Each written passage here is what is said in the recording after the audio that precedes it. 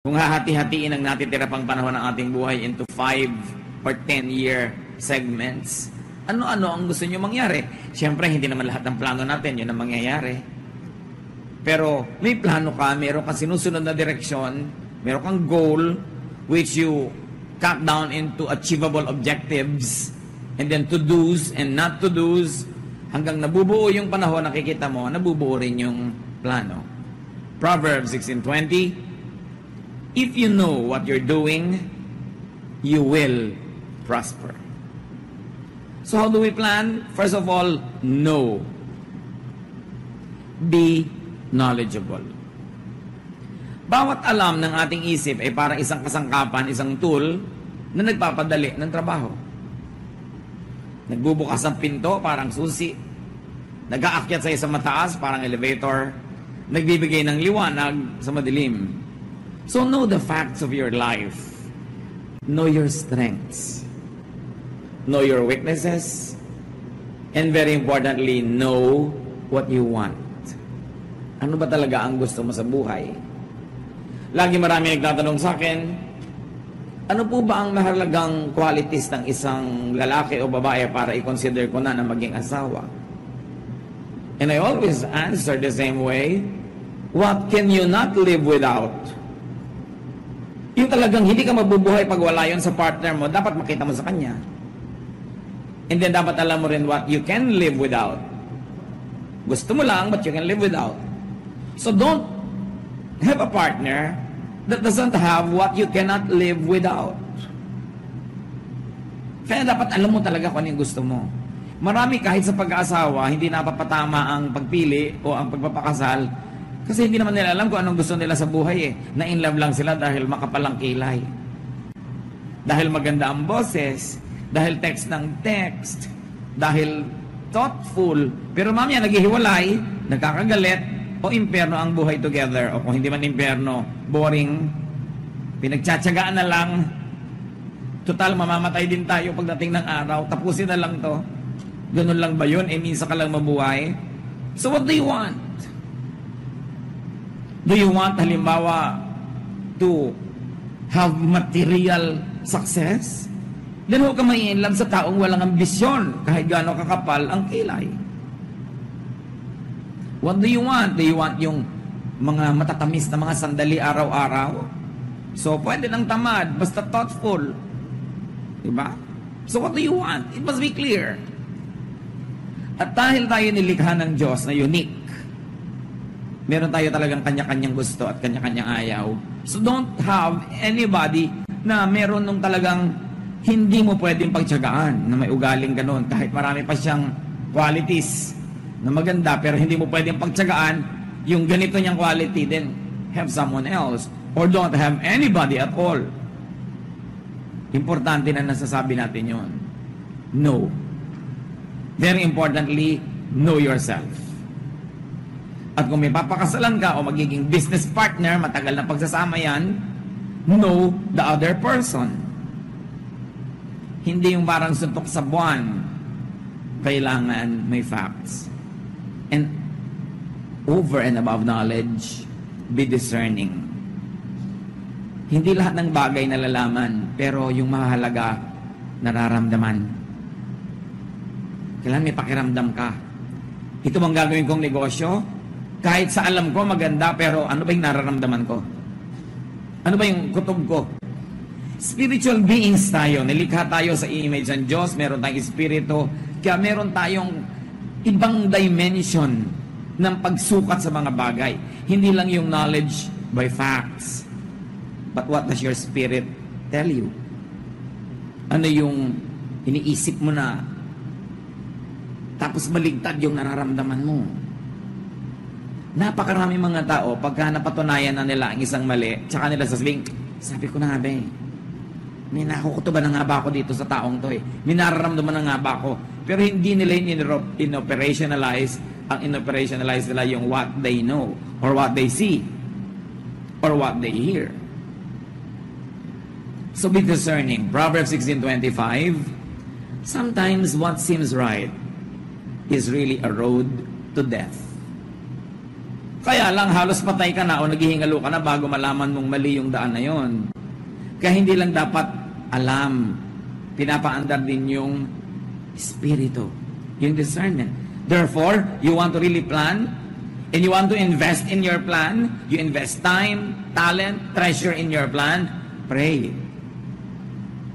Para sa prayer life mo pa lang, bago pa mangyari ang mga mangyayari, meron ng salaan. Napili na ng langit para sa iyo dahil alam ng langit ang punot dulo ng mga bagay. Kaya dapat lagi kang nakikipag-communicate sa kalangitan. Makiramdam, observe. Kaya mahalaga rin, hindi nagpapadalos-dalos. Hindi nagmamadali. Ang mahalagang bagay, hindi ipinagmamadali. Malaki kasi ang damage pag nabuhol na, tas saka mo palang uli kakalagin. Nailak na, tsaka mo uli bubuksan. Naikasal na, tapos maghihiwalay. Napirmahan na yung contract, tapos gusto mong umatras. Nag-down ka na agad sa condo na to, sa kotse na to, yung pala ayaw mo, then forfeited na.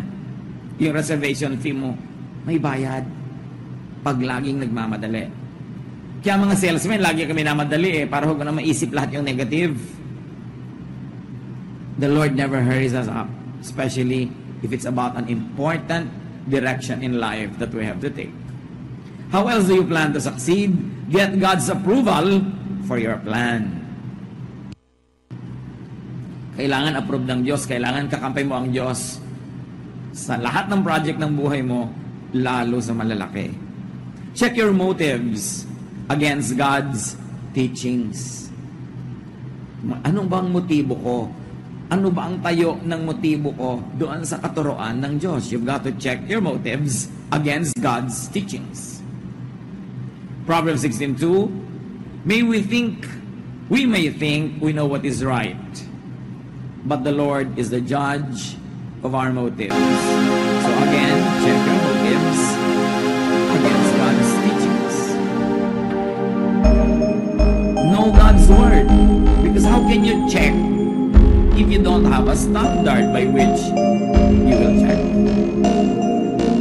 So alam mo ang salita ng Diyos, sa ulago mo hanggat maaari, para may pumapasok pa lang na isipin, alam mo na agad ay hindi kanya na gusto ng Diyos. Iba ang sinasabi ng Word of God. Psalm 119:11, I have hidden your word in my heart, that I might not sin against you. Itinago ko na sa puso ko para pag papasok sa puso ko, ay may tao na pala. May uupo pa lang doon sa upuan, may nakaupo na yung salita ng Diyos. So kung hindi niya a-approvean, hindi niya aalukin, hindi niya tatanggapin, hindi na pwedeng pumasok. Kasi may tao na, may laman na. Dapat nauuna yung salita ng Diyos. Kasi kumisan, pag nauna yung iba, lalo yung hindi yung kagustuhan ng Diyos, kahit dumating yung salita ng Diyos, nag-aalangan ka kung susundin mo. Meron pa nga tahasang hindi na susunod. Kasi may nauna na. Kaya dapat inuunahan. At yan ang halaga ng pagpapaaral sa mga bata sa Christian schools. Nauna na sa utak nila, nauna na sa puso nila yung Word of God. Pag darating yung mga temptations sa buhay nila later on, they will not be perfect. They will fall every now and then. Pero hindi kasing grabe at kasing haba at kasing tagal ng mga fall nang hindi nauna yung salita ng Diyos sa isip nila. Magkamali man, mahihimas-masan din. Madapa man, bumabangon din. Yun ang pinagkaiba. Kaya mahalaga na uuna yung salita ng Diyos. Kaya sa plano natin sa buhay, uunahin natin. Ang unang plano ko, mamuhay ng makadiyos sa paraan. Pag nauna na yon, may darating ay mga ibang offer ang buhay sa iyo, hindi makadiyos pero tantalizing, attractive, mare-reject mo na kasi may nauna na. Iba yung una. Kahit sa pila, iba yung nasa una, di ba? Talagang malaki yung hold mo dyan. So be wise. No? Apply wisdom in your planning. Iba ang knowledge, iba ang wisdom. Yung wisdom, hindi nakukuha sa information yan. Hindi yan nakukuha sa alam ng mga facts. Ang tanging nagbibigay ng wisdom ay panahon, karanasan. Kaya mahalaga na hindi ka lang knowledgeable, you're also wise. At dyan, nagiging importante yung mga may karanasan at may edad na sa buhay na pag-uusapan natin maya-maya. Proverbs 16:16, it's much better to be wise and sensible than to be rich. Bakit kaya pinagsama yung wisdom and good sense tapos versus rich? Of course, hindi naman kontra ang Bible sa maging rich tayo. But this is when wanting to be rich is not the wise choice at the moment. Merong at the moment. Kasi kung minsan, wanting to be rich is the right choice at that time. Paano mo malalaman ngayon that it's not wise to want to be rich? When pursuing wealth will destroy your relationship with God. Then it's not wise. It's not wise at this time to want to be rich. Pero ayan na, ino-offer na, ang bilis yumaman. Pero masisira ang relasyon mo sa Diyos. It's better to be wise and sensible than be rich in a way that will destroy your relationship with God. So do not use evil ways. Magpaplano ka na rin lang, huwag kang gagawa ng plano na merong evil devices. Magpaplano kang yumaman pero may deception. Magpaplano ka na manalo pero may daya. Magpaplano ka na mabuhay pero may papatayin ka. Kailangan walang ginagamit na masasamang paraan sa plano. Kasi di ba napag-usapan na nga natin, kailangan kakampi mo ang Diyos. Paano kanya kakampihan kung masama ang plano? Proverbs 16:17, God's people avoid evil ways and they protect themselves by watching where they go. Malayo ka pa naman, nalalaman mo na kung saan patungo yung landas na yan eh. Bihira naman yung biglang-biglang lumiliko sa mali. Usually alam mo na yung direction na yon. Dahan-dahan nagiging malinaw sa iyo na mali yun. Huwag na lang. Atras na lang. It's not worth it to destroy a relationship with God for wealth.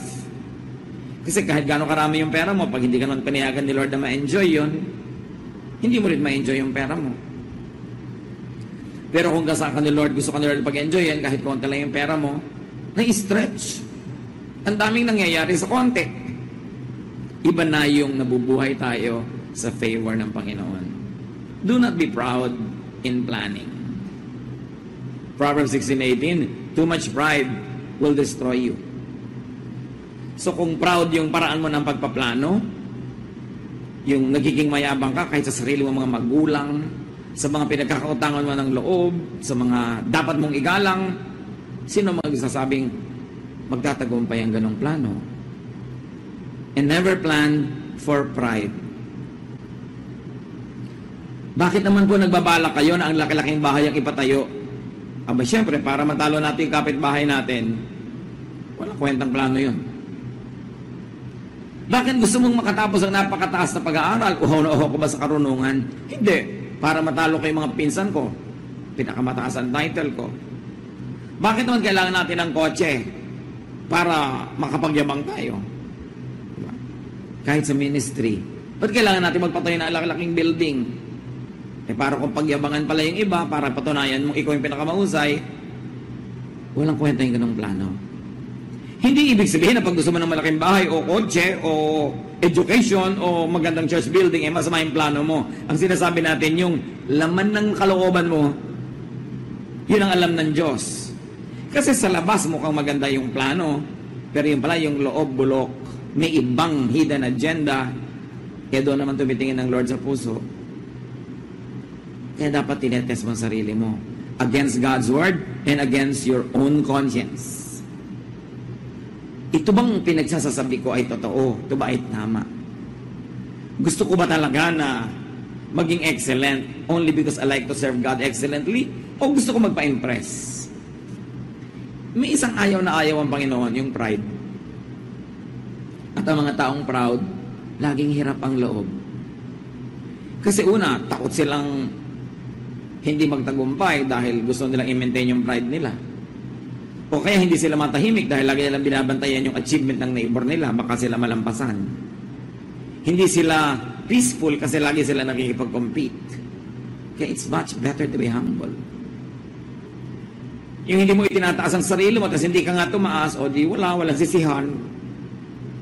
Wala kang dapat itago, wala kang dapat pagtakpan. Relax ka lang. Mahirap yung nagme-maintain ka ng hindi mo kaya. O lagi kang natatakot na baka hindi mo na ma-maintain next time. So don't ever leave space for pride when you plan. So pag nagpaplano tayo ngayon mga kapatid, tinatanungan natin, para ano ba to? Para ba pangyabang? Do not plan with ungodly people. Psalm 1:1 says that, blessed is the man who does not walk in the counsel of the wicked, nor does he stand in the way of sinners, or sit in the seat of mockers. Pinagpapala ang mga taong hindi nakikipagmabutihan, nakikisangkot, nakikiisa sa mga masasama. Damay-damay kasi yan. Ang ganda ng plano, pero yung kapartner mo hindi mabuti, bali wala. I remember some years ago, there was a very successful developer of buildings, of condominiums. Tumawag siya sa akin, sabi niya, I have a very short question, Pastor, but I need your opinion. So, what is it? There's a very big business that I can do. And I support missions and missionaries and churches. And out of this project, I can support so much more of God's work. But there's only one question that's in my mind. So what's the question? The potential business partner is a man of another religion, a religion that we really cannot accept. We cannot even tolerate, not accept it. It's so different from the way we believe. And he also is very supportive of his religious missionaries. Sabi niya, so the business will be good for both of us if we are friendly in the boardroom. And what is your counsel? So sabi ko, okay, kikita ka ng maraming pera, makakasupport ka maraming missionaries and churches. Pero yung kapartner mo ganun din, makakasupport din siya ng maraming missionary and churches sa kakontra ng church natin. So magkaibigan kayo sa boardroom, pero ang mga missionaries niya nagbabakbakan sa mission field. I don't think it's a good partnership. It was billions of pesos, and this guy just canceled it. So sabi niya, yes, I suspected that that's what you'd say. So called off yung plano. Kasi yung mga kapartner, hindi ka lugod-lugod sa Diyos. Lalo naman yung magpapakasal ka, partnership yun. Kasi yung partner mo, hindi ka lugod-lugod sa Diyos. Para sa'yo, huwag kang matakot mag-cancel. Kahit may imbitasyon na. Na-print na po yung invitation eh. I-refund na lang kita, anak. Huwag mo dalang ituloy yung kasal. Magkano ba invitation mo? Huwag yung dahilan ganun, mapapahiya po kami. Mapapahiya din kayo pag naghiwalay kayo 5 years from now. Ngayon na kayo magkahiyaan. Para hindi lumaki yung damage. Tayo mga anak ng Diyos dapat free. Hindi ka napipilitang gumawa ng isang bagay dahil lang kahiyaan, dahil lang kasubukan. Behave like free people. We have been redeemed by the blood of Christ to be free. Ayaw mong kainin yung isang bagay, kakainin mo dahil nahihiya ka. Pwede mo nung sabihin thank you very much, I appreciate the idea, pero I really don't like to eat this. You're a free person. Basta polite. Hindi ka makakasakit needlessly. Hindi ang dami-dami mong ginagawa na labag sa kalooban mo na para kang isang alipin. Hindi ka na alipin kay Jesus. Reviewin nyo, anong mga pinagagagawa nyo na ayaw nyo naman? Set yourself free. Truth sets free. Jesus sets free. Basta yung the way you set yourself free is not hurtful to anybody or destructive. Pero tiyan mo yan, ikaw dapat pumili kung anong gusto mong ilagay dyan. Katawan mo yan, ikaw pumili kung saan mo gusto pumunta, sa libing, sa kasal, sa anong event, hindi yung nakakahiya namang tumanggi. Nabubuhay ka para maging matulungin, pero hindi ka nabubuhay para pagbigyan ang lahat ng gustong ipagawa sa iyo ng tao. Yung sunod-sunuran sa napakaraming mga tinig, yun ang maliligaw sa buhay. Yung ginagawa lahat ang gusto ipagawa sa kanya ng kapwa, yun ang walang magagawa para sa sarili. Kaya kailangan free ang tao. And you are free not to pursue any relationship that is ungodly. Kahit may mga sabit-sabit na dyan, ayusin na lang. Pero hindi dapat ituloy dahil lang napasubo na. Sabihin niyo po ba kung saan pa doon tumayo? But ang ibig sabihin talaga nun, tumayo ka. At yung pinagkadapaan mo, iwan mo para ka makatayo. Whatever it is in your life. I feel so strongly inside of me, mga kapatid, na may kinakausap ang Panginoon sa message na to. Dito mismo sa hall na to. Be free. Hindi kailangang ituloy ang pakikipag-partner sa hindi dapat. Sa hindi karapat-dapat at sa hindi marapat. Proverbs 16:29, don't trust violent people. They will mislead you to do the wrong thing. Hindi basta-basta nagtitiwala. At kung nagtiwala ka man, nakakita ka ng dahilan para bawiin ang tiwala na yon, bawiin mo. Hindi ka kailangang mapasubo. At tulad ng binagin natin kanina mga kapatid sa pagpaplano, listen to and get wise advice. We have said, and let me repeat it, wisdom is not knowledge. Wisdom is not information. Wisdom is time, experience, age, filtered by wise and prudent remembrance.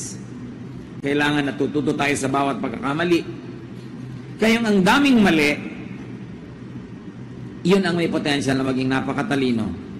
Liban na lang kung paulit-ulit yung mali. Tulad yan, merong isang aeroplano na nagkaroon ng miscalculation sa pagland sa airport, nasa mga dyaryo. Nakabalandra ang aeroplano nila, 3 araw doon. May nagtanong sa akin kanina, kung kayo ang presidente ng kumpanyang ito, will you fire that pilot? Will you fire the pilot? Say ko, well, dalawa pwede mong gawin, fire or not to fire. If you fire the pilot, maybe it's good for your company, but maybe it's also bad. Kasi gaano ba naman karaming pilot ang nakakapaglanding ng mali at nabuhay? Therefore, may karanasan na ang pilot na ito sa pagkakatuto na hindi nararanasan ng iba. At kung matututo siya sa karanasan na to, this will be the best pilot ever kasi naranasan na niya yung mistake if he learns from such mistakes. So siguro, reviewin ko yan. Ang pagkakamali ba niya was deliberate, no? Na pagsuway sa standard procedures of landing. Kung sinadya, tinigasan ng ulo na pagsuway doon sa standard procedure, then maybe I'll fire him. But if it's an honest human error, the more error you commit, the less error you will commit again. Dapat kasi kinocross out mo na yung error na yun. Alam mo na yun. Alam mo na yun. Alam mo na yun. Kung ganun yung tao, asset siya. Tulad din ng isang tao, ang laki ng pagkakamali niya sa isang company that cost them millions in sales. Na ipinatawag siya ng president, inunahan na niya yung president, daladala na niya yung resignation letter niya. Kasi ang laki nang nawala sa kumpanya. Inunahan niya talaga. Sabi ng president, bakit ka nagre-resign? Kasi po, ang laki ng mistake ko. Kaya nga kita pinatawag, ipopromote kita eh. After millions na nalugi sa company dahil sa mistake ko, ipopromote ako. Yes, because among all my employees, ikaw ang pinakamahalang matrikula para matuto. Bakit kita tatanggalin? Eh, laki ng investment ko sa'yo. Siguro naman, di mo na ulitin yung mali na yun. Naku, hindi na talaga. Tumani mo na sa isip ko. Yun, kaya ipopromote na kita. Alam mo na eh. Pero iba naman yung sa 7 nobyo, nakakapitong anak na kayo ng iba-iba. Hindi na yun gano'n. Ano? Parang paulit-ulit na lang. Wala ka nang, may dumanan mong komendat, in love ka na naman. Dapat natututo ka. So alam niyo yung nagkakamali, valuable na person yun. But depende kung aanin niya yung pagkakamali niya. Hindi niyo agad tinatanggal, inaalis yung nagkakamali. Kung matalino yung nagkamali, asset na yan. So listen to wisdom. Proverbs 16:31, Gray hair is a glorious crown worn by those who have lived right. Lima na lang nagpaday. Sabi, alam niyo yung mga matatanda, meron talaga yung silbi. Kahit hindi yan marunong magbukas ng TV, kahit hindi yan marunong mag-text, kahit hindi makapag-Facebook, although marami na rin nag-Facebook, may alam yan na hindi nyo alam. Na hindi nyo malalaman hanggang hindi kayo tumatanda. Kaya dapat nakikinig. Iba ang karanasan. Iba yung karanasan na hinubog ng panahon. Sinala ng paglilimi-limi at pagninilay-nilay. At pagkatapos parang napakaraming nyog na kinudkod, ginata, naging latik. Ang dami mga latik na karunungan na matatanda. Ikaw nyog pa lang dahil bata ka pa. So mahalaga makinig. Huwag magpapadalos-dalos. At mga anak, always listen to the advice of your parents. Because unless they're insane, your interest will be foremost in their agenda. At kahit hindi ka agree, pag naging magulang ka na, malalaman mo, tama pala si nanay. Kasi naging nanay ka na, kaya mo nalaman. Mahalaga makinig. And then, you want to succeed in life, plan to be in control of your temper. Put your temper under control. Proverbs 16:32, controlling your temper is better than being a hero who captures a city. Mas dakilang accomplishment yung mapigil ang sarili kesa ibulalas lahat ng galit sa panahong naiisipang magalit. Many plans be scary due to temperamental outbursts. Many good things are lost because of a lost temper. Magtimpi. Yung taong gustong makaani, nagtitimpi. Ang aso pag tinapakan nangangagat, ang ahas pag nagulat, tumutuklaw. Ang taong makadiyos, nagtitimpi. Dahil wawasakin ng isa mong maling arte ang lahat ng ipinupundar mo sa buhay. Isang maling ginawa mong nainis sa'yo ang tao, you lost the business forever. Tatandaan ninyo, kung pera, goods, mawawala, pero you will maintain the goodwill of a person, maintain the goodwill. Huwag yung magharimunan ka, masikil mo siya, makuhanan mo siya, malamangan mo siya ngayon. Ang hindi mo alam, ang dami mo pang negosyo, dapat ang kinita. Kung patuloy kanyang tinangkilik o inirefer sa mga kakilala niya. Pinakamahalaga relasyon. Walang hihigit sa magandang samahan. Kahit nalugi ka pa ng konti ngayon, yung tao naman, generally speaking, mabuti. Maalala niya yung kabutihan mo at pag dumating yung panahon na meron siyang kakayanan o kapangyarihan, susuklian ka niya, gagantihan ka niya. Pero kung ang itinali mo sa kanya mali, gaganti rin yun. Pero ang bigat ng ganti. Yun yung mga sinasabi ng mga matatanda no, na naghangad ng kagitna, isang salop ang nawala. Bagamat wala na nagsasalop ng bigas ngayon, pero yung ibig sabihin, gusto lang nila kalahati, pero ang nawala isang buo. Nagharimunan, gusto makalamang, gusto makasigurado, gusto makakabig. Nakakabig ng konti, but their ignorance does not even make them realize what they have lost. Kasi ang itinatanim, inaani.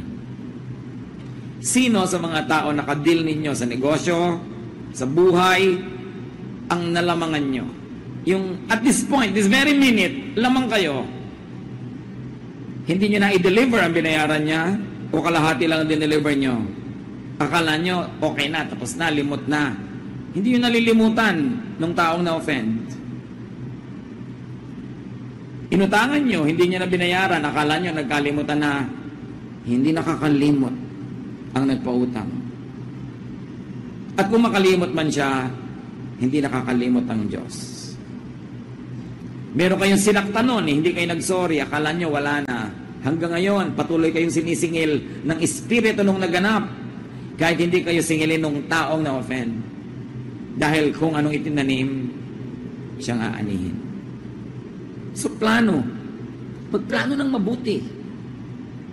Maganda yung goal, maganda yung method, maganda yung pamamaraan, maganda yung technique. How can you go wrong? Pagganda ng pagpaplano sa buhay. Nakikinig sa payo, nananalangin, hindi nagmamadali, at ginagawa ang lahat ng kaya. Do what you must. Yan ang pinagkaiba ng panaginip sa plano. Anong pangarap mo? What is your dream in life? Madali mag-dream. But you must have a plan. Iba ang dream, iba ang plan. Yung dream, nangangailangan nyo na makatulog ka para maganap yun. Yung plano, ginagawa mo habang gising ka. Habang gising ang ulirat mo, ang diwa mo, ang katawan mo, ginagawa mo yon. Execute your plan. Matapos mong manalangin, humingi ng payo, alamin ang dapat alamin, nagpasya ka na, do it. Do not fear. Ecclesiastes 11:4, if you worry about the weather and don't plant seeds, you won't harvest a crop. Pagka ayaw mo magtanim dahil baka umulan, baka magtag-araw, baka magtag-init, baka magtag-tuyot, hindi ka na makakapagtanim ever. Hindi ka na aani. Ayaw mo na mamuhunan dahil ayaw mong malugi. Nagplano ka, ginawa mo na yung study mo, tinignan mo na kung bagay sa karakter mo, tinignan mo kung sino yung mga ka-business deal mo, ka-partner mo, ginawa mo na lahat ang research, hindi mamuhunan ka na, huwag ka mabuhay sa takot. Kasi sabi Lord, do not fear. Gumagawa ka ng mabuti. Mabuti ang magiging bunga niyan. Hindi man agad-agad. Hindi man instantly. Pero hindi naman pwedeng manalo yung masama sa mabuti. So take studied risks. Life is full of risk-taking. Laging merong posibilidad na masaktan, matalo. Yung iba, pag-fall in love na po kaya ako kasi baka ako masaktan. Ay, hindi ka ba nag-fall in love kasi pag-fall in love ka na, hindi ka na nagpapasya. Which just happens. Pag sobra kang wise, walang mangyayari sa buhay mo. Kailangan, marunong ka ring sumabay sa ihip ng hangin. Marunong ka ring sumabay sa anod ng tubig. Hindi lagi kang lumalaban doon. Ecclesiastes 11:6, plant your seed in the morning and keep working in the field until dark. So, sa umaga pa lang, magtanim ka na. Huwag na sa gabi. Para may iba ka pa magawa. Kasi hindi mo naman alam kung alin doon na magkiklik. So, habang may oras, gawin. And then, after you have done everything, accept God's will. Kung ano man ang maging bunga nun, accept God's will. After you have done everything. Proverbs 16:33, we make our own decisions, but the Lord alone determines what happens. Alam mo na hindi ka nag-atraso sa Diyos, wala kang knowingly nilabag, ginawa mo na lahat, sa tingin mo hindi pa rin nag-click, tingin mo lang yon. Maghintay ka, kasi ang itinanim, inaani. At kung ano man ang ani mo sa oras na ito, learn to be contented. But remember, learn to be contented after you have done your best, not before. Nagawa mo na ang kaya mo, doon ka palang magiging kontento. So plan as you are gifted by God. Dapat ibinabagay mo sa mga ibinigay na kakayahan sa iyo ng Diyos ang plano mo. Know your limits. Respect your limits. And then cultivate your potentials.